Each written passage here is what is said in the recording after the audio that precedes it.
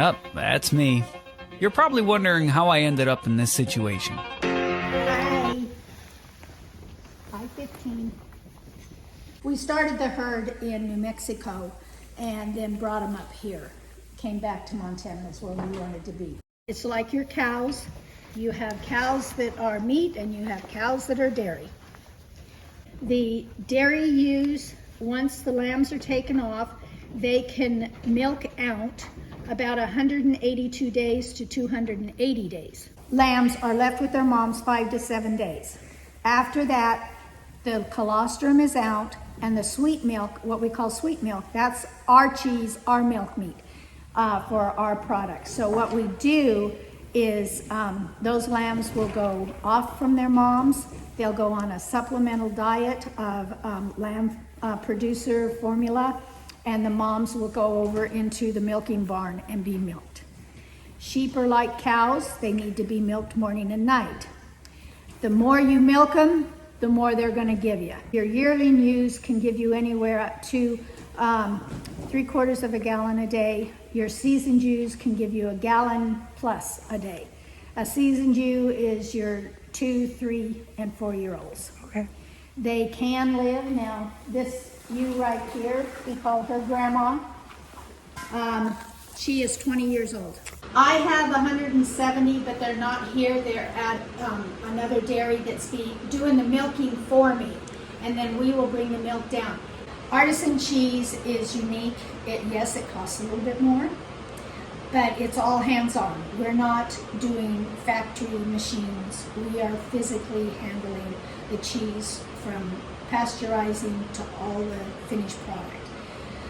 The temperature in there is 41. The longer you age cheese, the sharper it becomes.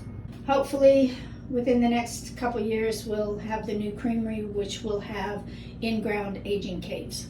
This machine here is our pasteurizer cheese vat. I can pasteurize the milk, then we bottle what we need, and then once this is pasteurized, we can cool the temperature to whatever our cooking for our cheeses. It's put in here, we make the cheese from here. Pasteurizing is raising the temperature of the milk to, we raise it up to 149 degrees for 35 minutes. Pasteurization helps kill the bad bacteria, if there is any. Without pasteurization, and if you don't handle your milking operation correctly, you can get E. coli, you get a sick tummy, you don't feel good, and then it goes to salmonella. You could end up in the hospital for 2 or 3 days, and then you get listeria. Very few people survive once they get listeria. So we want to make sure that there is no bad bacteria, organisms within our milk. That's why pasteurization is so critical. Bottling machine. We bottle pints, quarts, half gallons, and gallons. And then we take it to our shipping company that does all our deliveries, except our local people. I and my husband do all our local customers. All the white down here are various molds. And that's what makes your cheeses into the various shapes when you go to buy them. We've got rounds, we've got almost a donut type mold, and we have log molds. This here is my husband made this for me. It's our press. The cheese will be stacked in here. We lower it and we will press it. All our cheeses are pressed for 24 hours. From there, it depends on the cheese. I do have some cheese that has to be pressed for 72 hours. From there, they will go into a brine solution, which is basically salt and the whey from the cheese. It will be brined in that again from 24 to 72 hours. After that, it'll go into the aging cave, or it will be cut and packaged, ready to go. This is our packaging machine, our sealer. This does our shrink wrap for us. Our mornings start at 5 in the morning. on production day, because we have, by the time you thaw it, pasteurize it, bottle it, our goal is to be out of here by noon. I mean, that's several hours of work in here. The cheese is the same way. Depending on the cheese, we're usually out between 11 and 12 because we have so much else we've got to do on the farm. And with an artisan cheeses, we can make anything we want.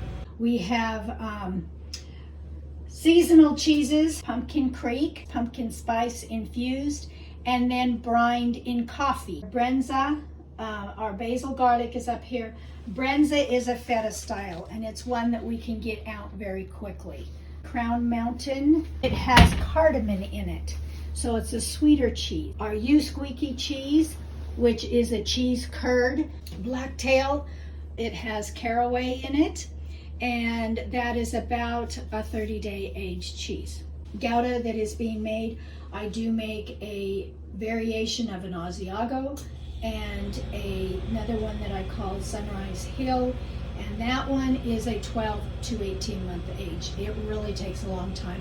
Having the sheep, they're a fun animal to have. They can be very friendly. We've had some that for one reason or another they had to be pulled from their moms and bottle fed. The same, Mary had a little lamb and it followed her everywhere. Believe me, those little lambs do. They will, they can hear you coming and they start sounding off. And sometimes it can be annoying because they're right there and you're trying to do things and you gotta watch for the little guys because they're there. But they are a fun animal to have. With having the sheep, it's a smaller animal, it's easier to manage than a big steer or a milking cow. You've got to love the breed that you're working with. There are those kids that are cow people, horse people, chicken people. You got to love that animal in order to maintain good health and care for it properly.